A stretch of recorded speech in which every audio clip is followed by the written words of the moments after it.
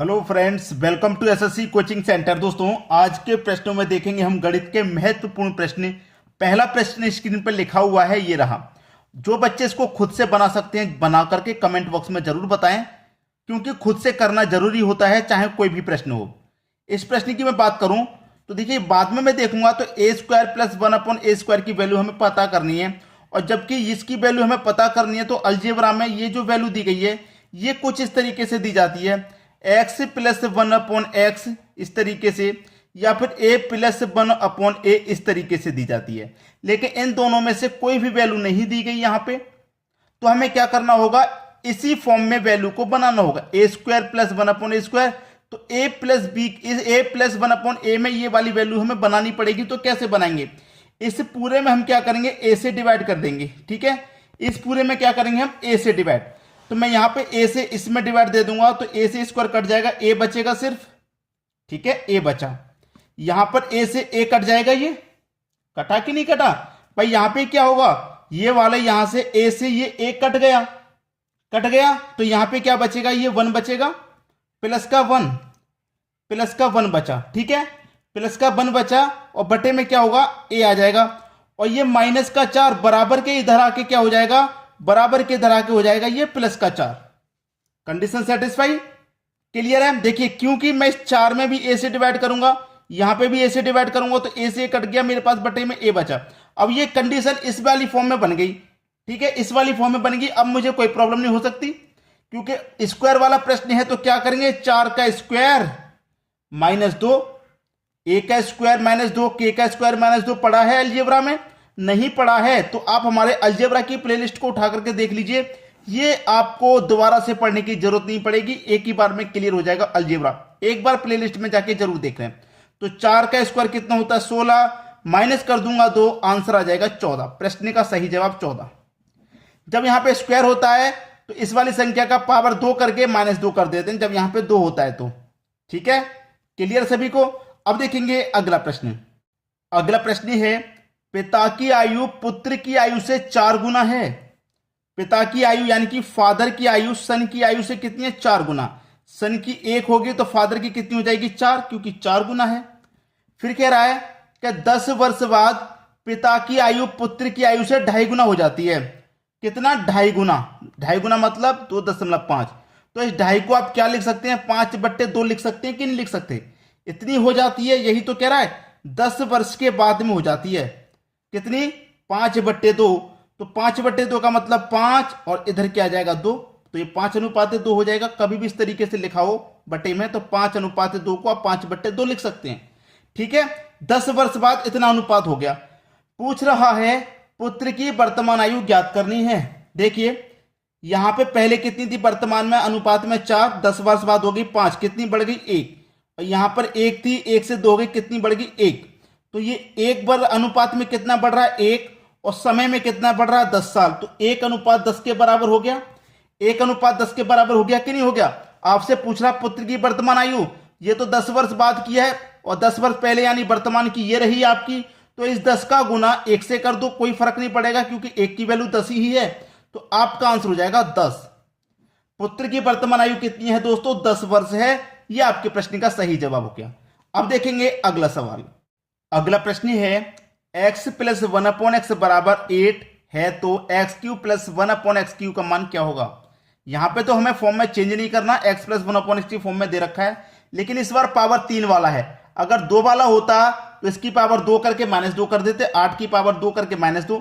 लेकिन पावर 3 वाला है, तो पावर 3 वाले में क्या होता है, n की पावर 3 माइनस का 3n। ठीक है, n की पावर 3 माइनस का 3n कर देते हैं। तो देखिए, मेरा n क्या है, 8 है, तो 8 की पावर में क्या करूंगा, 3 करूंगा, और माइनस कितना कर दूंगा, 3n। 3n, n कितना है भाई मेरा, 8 ही तो माना मैंने, तो इसको मैं माइनस कर दूंगा। तो 8 की पावर 3 कितना होता है भाई, 512, माइनस कर दूंगा 3 8 24 को। 512 में से माइनस कर दिया 24, बचेगा कितना, 488 बचेगा। यही आपके सवाल का बिल्कुल सही जवाब हो गया। खत्म हुआ प्रश्न। अगर पावर यहां 2 होती है तो क्या करते हैं, n का स्क्वायर -2। जब पावर 2 होती है, तो जब 3 होती है तो n की पावर 3 -3n कर देते हैं। भाई पावर 2 हो चाहे 3 हो 4 5 6 कुछ भी हो, सबके लिए मैंने वीडियो बनाया है, एक बार प्लेलिस्ट में आके देखने की जरूरत है बस। ठीक है, अब देखेंगे अगला प्रश्न। अगला प्रश्न है किसी त्रिभुज की भुजाएं 5 7 8 सेंटीमीटर हैं तो त्रिभुज का क्षेत्रफल ज्ञात करना है।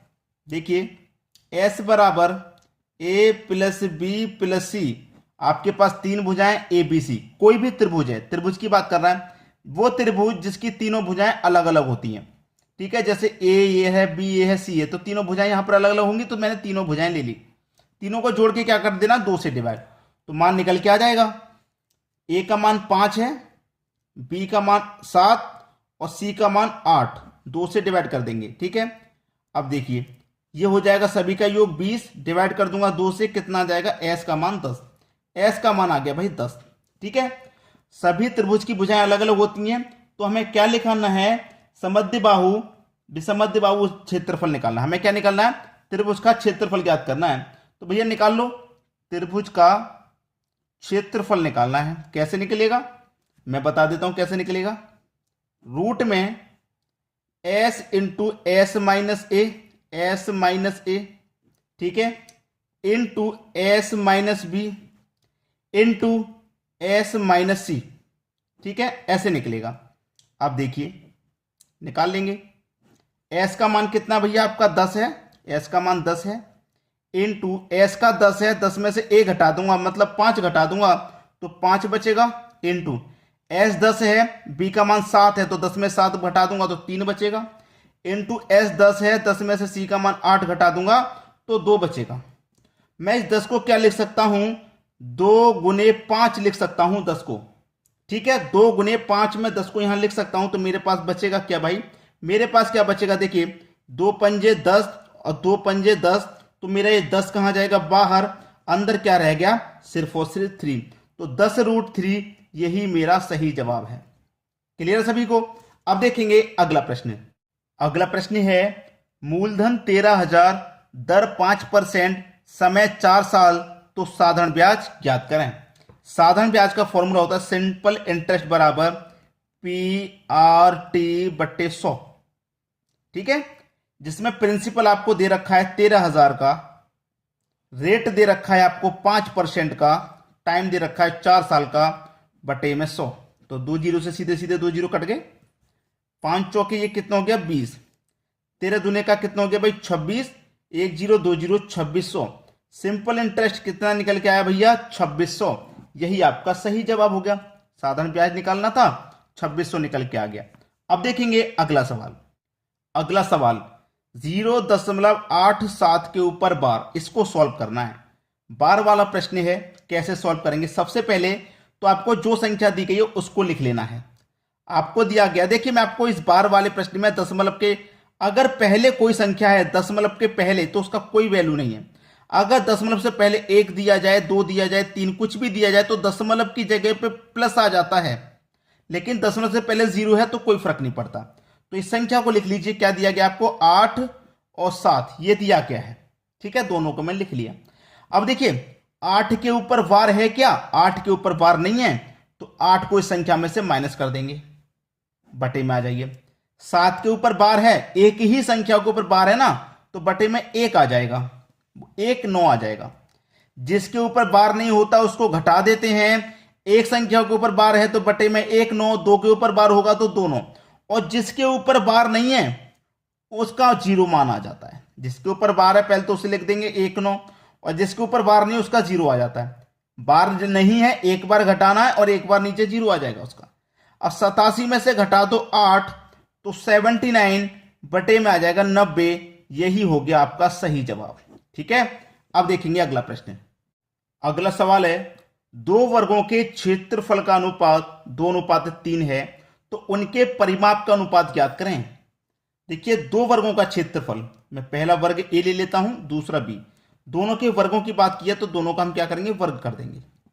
ठीक है, दोनों का मैं वर्ग कर दूंगा। अनुपात कितना दिया गया दोनों का, 2:3 दिया गया है, यही तो दिया गया है। अब देखिए परिमाप क्या होता है, परिमाप क्या होता है, परिमाप बराबर होता है 4a।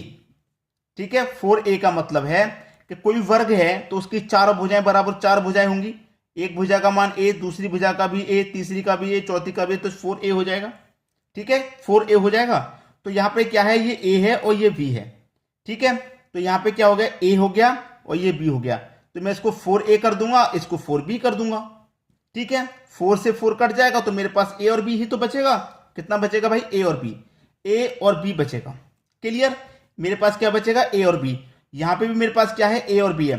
अब देखिए ये जो a है ये इधर जाएगा बराबर के, तो इसके ऊपर रूट लग जाएगा, और इसका भी इधर जाएगा तो इसके भी रूट लग जाएगा। तो आपका आंसर क्या हुआ, √2√3। यही आपका सही जवाब है। क्लियर है, ज्यादा चक्कर में मत पड़ना, आसानी से बता रहा हूं, क्योंकि ये प्रश्न बच्चों को बहुत मुश्किल लगता है। मैं चाहता हूं आसानी से समझ में आए। ठीक है, तो एक बार खुद से करके प्रैक्टिस कर लेना, प्रश्न का आंसर मुश्किल नहीं होगा। अब देखेंगे अगला सवाल। अगला सवाल है, नीलम अपनी आय का 70% खर्च करती है और उसके पास 15,600 रुपये बचाता है, तो आय क्या है। मतलब 70% खर्च कर दिया और बचा कितना, 15,600, तो उसकी आय कितनी है। देखिए जो भी उसकी आय होगी वो अपने आप में 100% होगी, और 100% मैंने खर्च कितना कर दिया उसने, 70%। ये आय है 100%, और ये क्या है, खर्च है। अब 100 में से 70 खर्च कर दिया तो बचा कितना, 30% ही तो बचा, और रुपए में कितना बचा, 15,600 बचा। ठीक है, तो 30% की वैल्यू 15,600 के आपसे पूछ रहा आय क्या है, 100% का मान कैसे निकालेंगे। 15,600 में 30 से डिवाइड कर देंगे, 100% का मान निकालने के लिए 100 से गुना कर देंगे। तो 1 0 से कटेगा 1 0, 3 से कटाऊंगा इसको, 3 पंजे 15, 3 दूने का 6, 52 बार में गया और 1 0। अब 52 का गुना 1 से कर दूंगा मैं, 52, 1 0 2 0 3 0, तो 3 0 आप और लगा दो। ये उसकी इनकम है 52,000 रुपए। यही आपका सही जवाब। उम्मीद करूंगा सभी प्रश्न आपको बहुत अच्छे से समझ में आ गए, किसी भी प्रश्न में आपको कोई समस्या नहीं होगी। ठीक है दोस्तों, वीडियो देखने के लिए आपका बहुत बहुत धन्यवाद।